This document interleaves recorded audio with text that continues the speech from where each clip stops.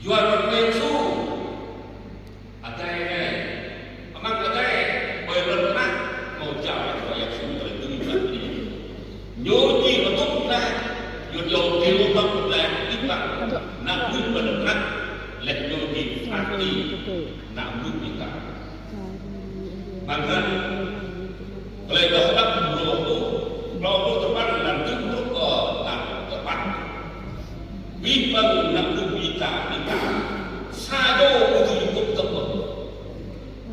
Rakyat dia nak bilang, orang ini mau tak orang lagi ke lepas yang rơi maupun ke dengan dia.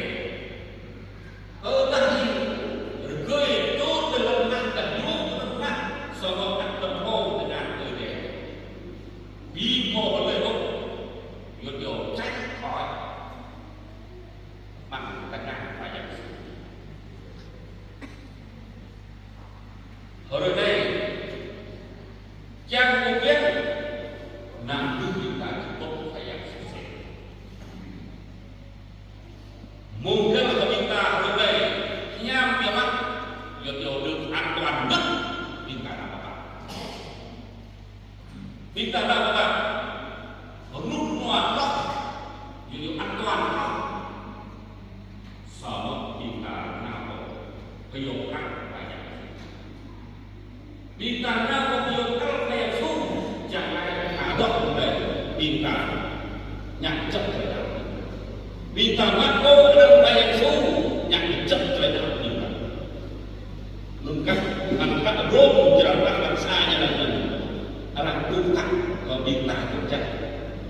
Ye besok Yesus ye kita jual besok kita sahur untuk beli.